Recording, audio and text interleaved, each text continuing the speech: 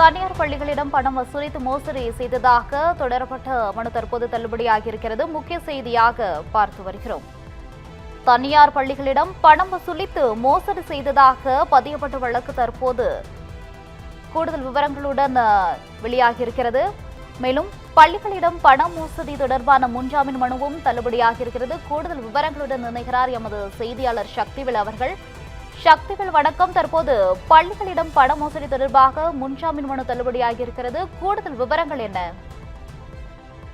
நிச்சயமாக வணக்கம் கோகிலா. பள்ளி கல்வித்துறை முன்னாள் அமைச்சரும் நெருக்கமானவர் என கூறி அனுமதிகளை பெற்று தருவதாக தனியார் பள்ளிகளிடம் பணம் வசூலித்து மோசடி செய்ததாக பதியப்பட்ட வழக்கில் தமிழ்நாடு தனியார் பள்ளிகளின் சங்க நிர்வாகியின் முன்ஜாமீன் மனுவை தள்ளுபடி செய்து சென்னை உயர்நீதிமன்றம் உத்தரவிட்டுள்ளது.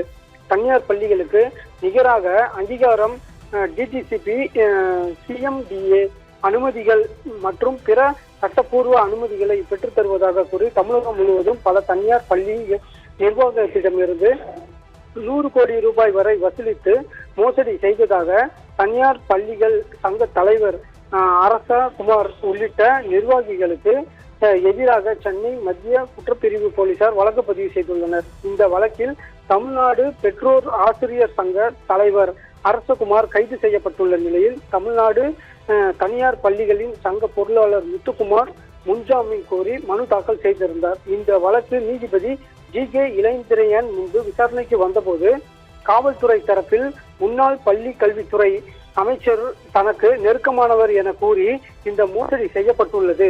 இந்த மோசடி சம்பந்தமாக 47 பள்ளிகளின் நிர்வாகிகள் வாக்குமூலம் அளித்துள்ளனர். 1000 பள்ளிகளிடம் 100 கோடி ரூபாய்க்கு மேல் வசூலிக்கப்பட்டுள்ளதாக வாதிடப்பட்டது. ஆனால் மனுதாரருக்கு முன்னாள் அமைச்சருடனான அரசு உடனே எந்த தொடர்பும் இல்லை. ஆனால் முன்ஜாமீன் வழங்க வேண்டும் என மனுதாரர் தரப்பில் கேட்டுக்கொள்ளப்பட்டது. இருதரப்பு வாதங்களையும் கேட்ட நீதிபதி மனுதாரரின் கோரிக்கையை ஏற்க மறுத்து முத்துக்குமாரின் முன்ஜாமீன் மனுவை தள்ளுபடி செய்து உத்தரவிட்டார். கோகிலா, தகவல்களுக்கு நன்றி சக்திவேல்.